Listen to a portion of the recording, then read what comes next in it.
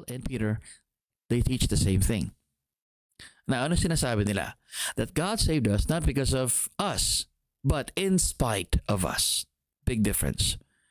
Kung tutuusin mga minamahal, hindi naman kailangan ng Diyos na tayo iligtas. Okay lang naman siya sa langit eh. Kaya nga, I don't think na tama yung linya doon sa isang kanta na nagsasabing, you didn't want heaven without us. I don't think that's true. I think that's theologically wrong. Very wrong. Hindi kailangan ng Diyos ng tao. Lahat ng kailangan niya nasa Kanya, wala siyang kakailanganin pa. Ibig sabihin, hindi niya kailangan ng anghel, hindi niya kailangan ng tao, hindi niya kailangan ng mga worshipers. He is good all by himself. Everything in all of creation, from angels to people to the natural world, lahat yan mga minamahal ay bunga lang ng grasya ng Diyos. Mabait lang talaga ang Diyos, mabuti lang talaga ang Diyos, kaya siya lumalang. As a matter of fact, hindi niya kailangang lumalang. As a matter of fact, hindi niya kailangang iligtas tayo.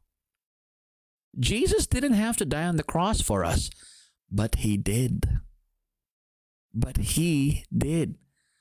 At dahil dito ay naipakita ng Diyos ang kanyang grasya, ang kanyang awa.